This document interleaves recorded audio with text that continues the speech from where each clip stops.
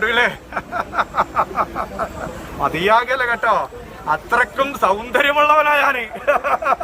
കാണാന് കുറുതായിട്ടാണെങ്കിലും കറുത്തോരു ശരീരമാണെങ്കിലും എന്നെ നോക്കിയവരാരും തിരിഞ്ഞു നോക്കിയിട്ടില്ല. അല്ലേ? ചോദ്യമല്ലേ അല്ലേ?